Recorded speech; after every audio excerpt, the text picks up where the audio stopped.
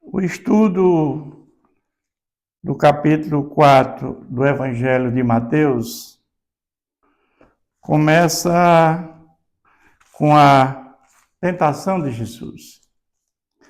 Jesus, ele buscou João Batista para ser batizado, mas nós sabemos que o batismo de Jesus tinha uma finalidade.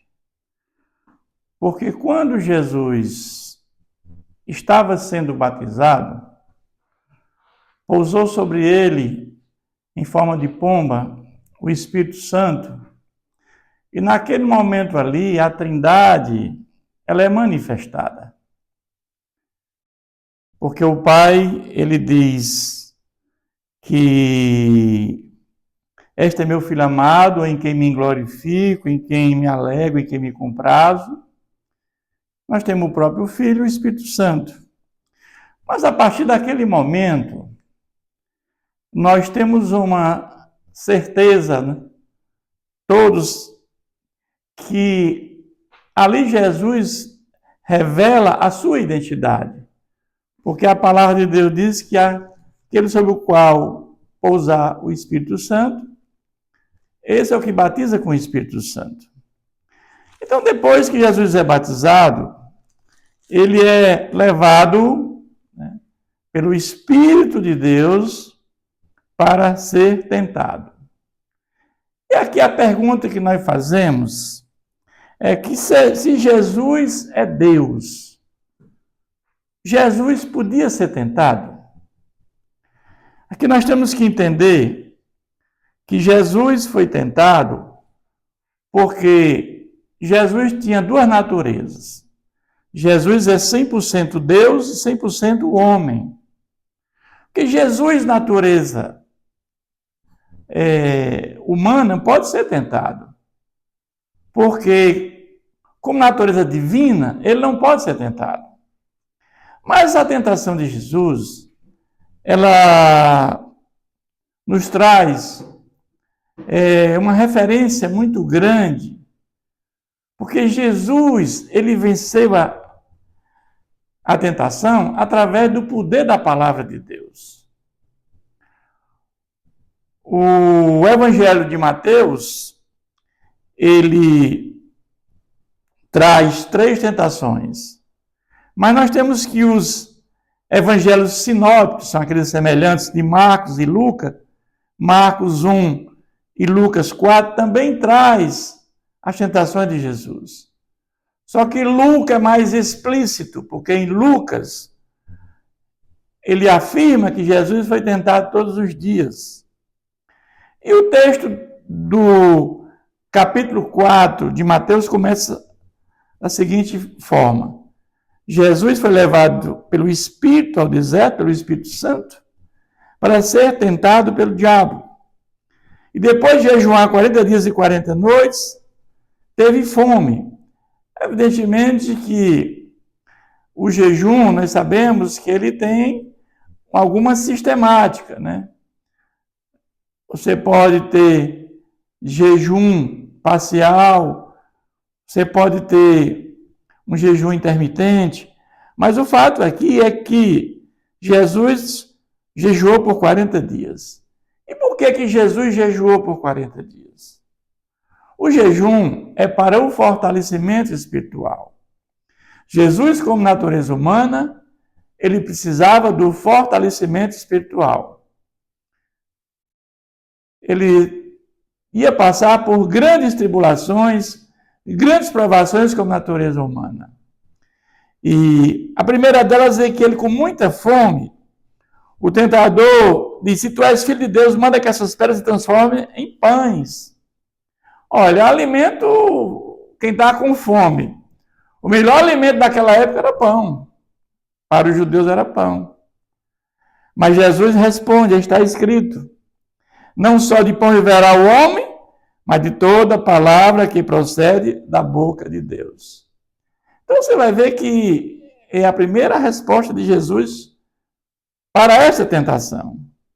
Então o diabo levou Jesus para a cidade santa e colocou sobre o pináculo, naquela parte mais alta do templo.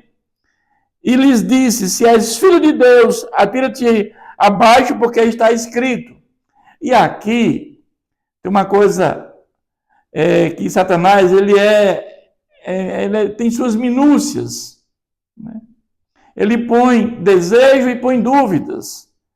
Porque ele diz aqui, ele cita o Salmo 91 de forma incompleta, porque ele diz assim: se tu és filho de Deus, atira-te abaixo, porque está escrito: aos teus anjos ordenará a teu respeito que te guardem. Mas ele diz apenas o versículo pela metade, porque na realidade o versículo diz: aos teus anjos ordenará a teu respeito que te guardem em todos os teus caminhos. Não é a questão de atirar-se e eles guardar. Então ele aqui, ele faz tipo uma pegadinha com Jesus. Mas Jesus respondeu: também está escrito: não tentarás o Senhor teu Deus.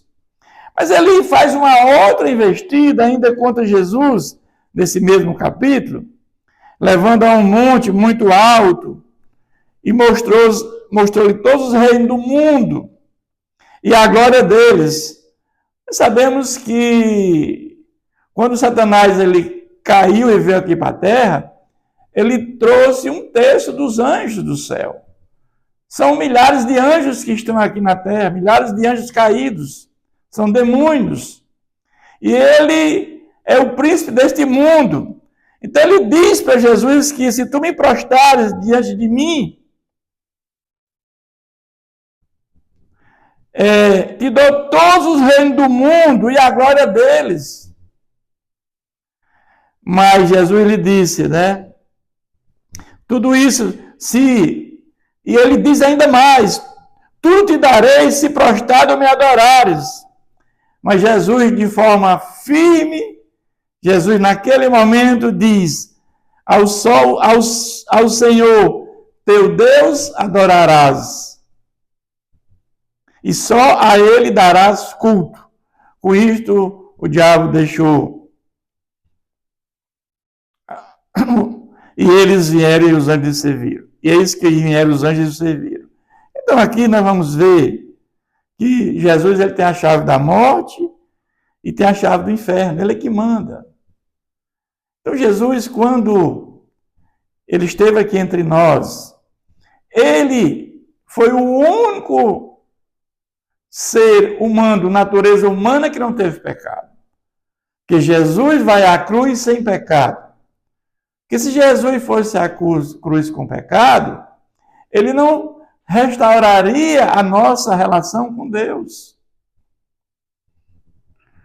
Mas Jesus, ele venceu o pecado venceu a tentação através da palavra de Deus.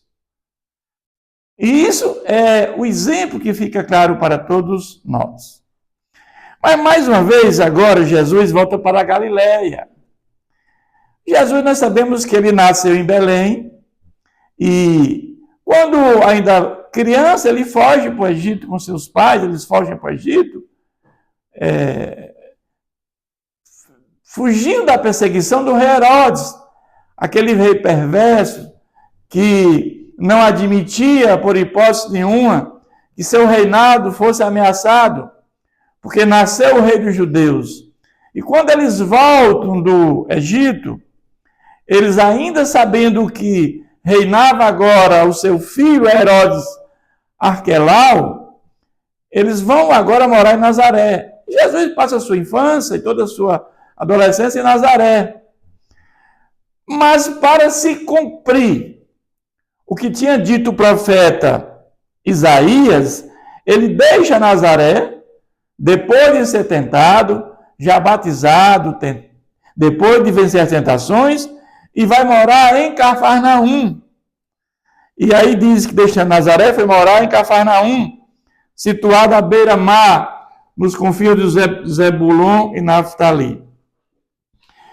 Mas ali era uma região chamada Galileia dos Gentios. Era um local desprezível, um local sem muito recurso, as pessoas incultas. Então Jesus ali, ele vai iluminar, porque a partir daquele momento ali, quando Jesus chega em Cafarnaum, Jesus começa o seu ministério. Jesus agora começa a pregar. E ali ele vai dizer, as primeiras palavras que ele vai pronunciar, daí por diante passou Jesus a pregar e dizer, arrependei-vos porque está próximo o reino do céu. Está próximo o reino do céu que já chegou. O reino de Deus foi inaugurado com a primeira vinda de Jesus. E será concretizado com a segunda vinda de Jesus. Mas é ali que ele vai dizer, Isaías capítulo 9, versículo 1 e 2, terra de Zebulon, terra de Naftali, caminho do mar, além do Jordão, Galileia dos gentios. O povo que jazia em trevas viu grande luz, e os que viviam na região e sombra da morte, resplandeceu-lhe a luz. Jesus trouxe luz. Jesus, naquele momento ali, ele traz alegria, né? Então, Jesus, ele agora, ele vai pregar o evangelho do reino. E o evangelho do reino é aquele, meus irmãos, que nós não somos mais escravos do pecado. Jesus, ele veio trazer salvação para todos nós.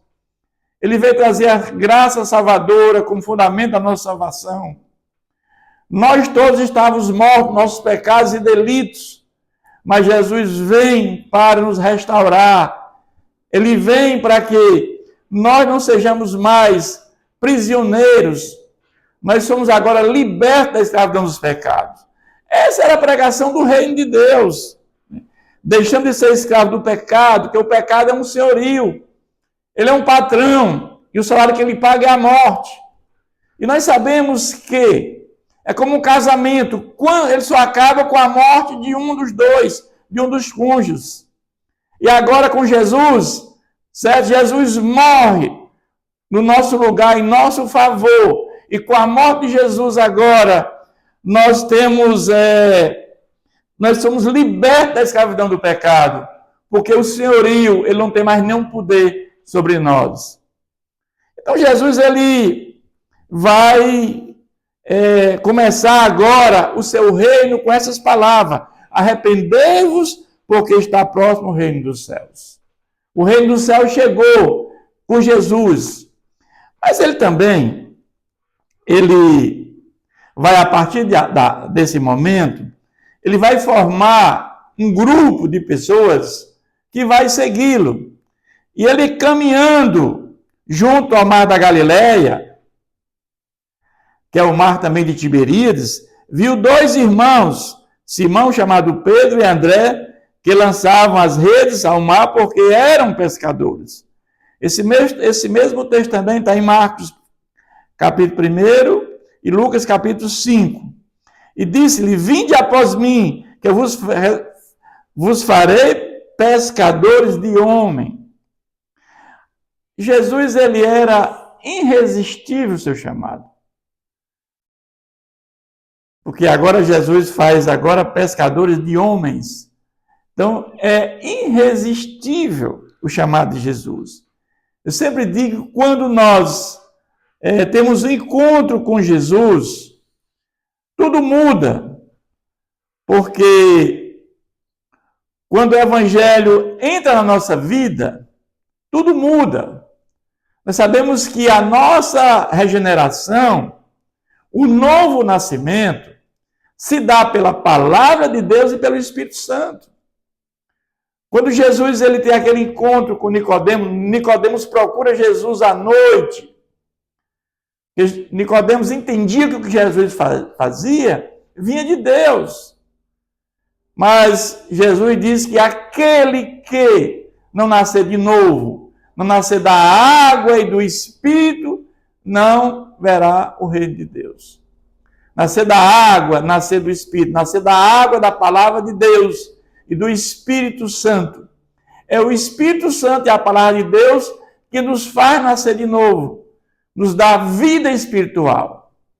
Nós estávamos mortos nos pecados e delitos. Ele nos vivificou. Ele nos deu vida espiritual. E quando nós aceitamos, quando o Espírito Santo nos convence, Deus entra dentro de nós, o Espírito Santo habita dentro de nós. E nós que estávamos mortos espiritualmente, nós somos vivificados agora pelo Espírito Santo. Nós agora temos uma relação de intimidade com o Senhor, porque naquele momento agora nós somos justificados pela fé em Jesus Cristo, co-herdeiros com Cristo, e somos agora filhos de Deus por adoção. Que maravilha, meus irmãos.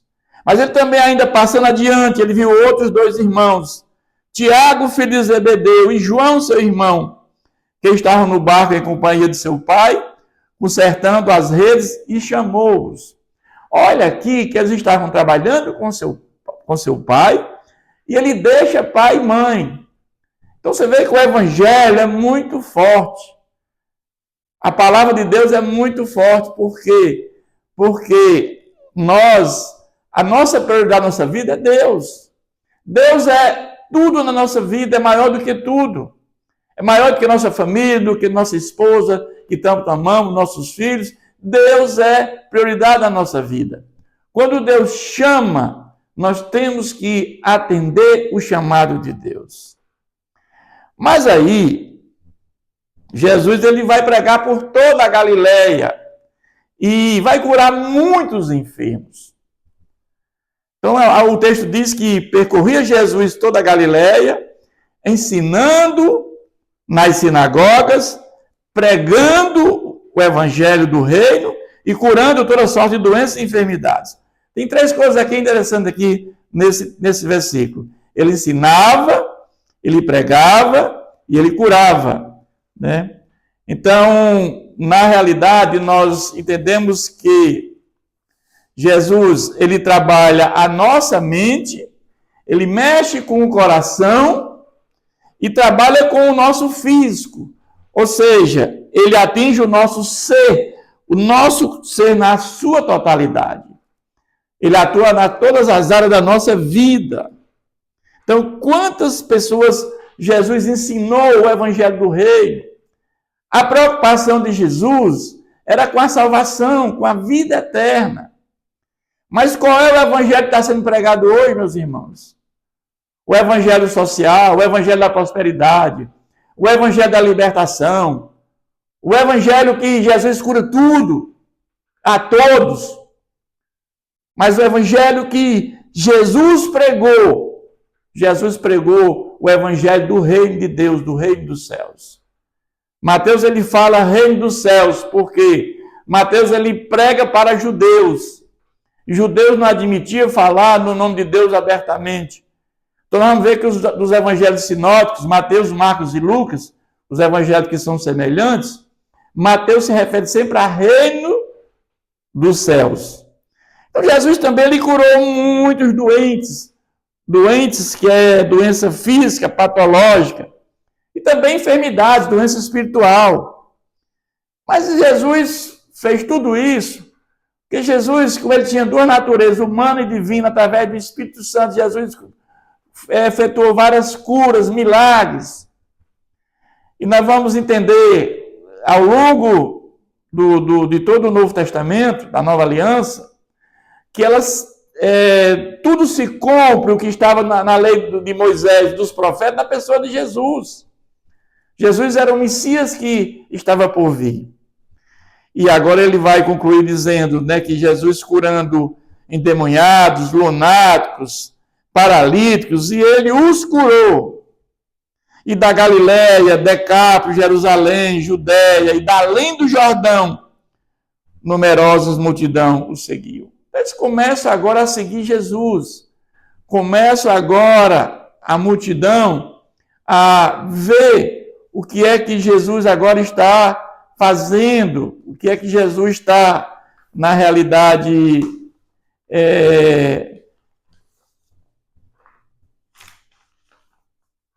fazendo com aquelas multidões. Mas eu quero concluir dizendo, meus irmãos, que a mudança é total na nossa vida quando conhecemos ao nosso Deus. Mas Jesus pregava o arrependimento, e sem arrependimento e fé não há salvação. Para que nós tenhamos salvação, precisa que aconteça arrependimento e fé. E para que nós tenhamos arrependimento e fé, nós que estamos mortos espiritualmente, nós precisamos ser vivificados pelo Espírito Santo. E como eu falei, isso começa com a palavra de Deus, para que o Espírito Santo venha e nos convença e faça a obra regeneradora na nossa vida. Então nós vamos ver várias passagens na Bíblia em que tudo começa com a palavra de Deus e com o Espírito Santo. Nós precisamos desesperadamente do Espírito Santo em nossa vida e da palavra de Deus para que possamos nascer de novo, sem a qual ninguém verá a Deus. Então, esse é o texto que é no capítulo 4 de Mateus, que Jesus começa o seu ministério em Cafarnaum, no lugar que era muito pobre, um lugar de gente inculta, mas lá Jesus traz brilho, Jesus traz luz, é de lá que resplandece a luz para toda a humanidade. Que Deus continue nos abençoando.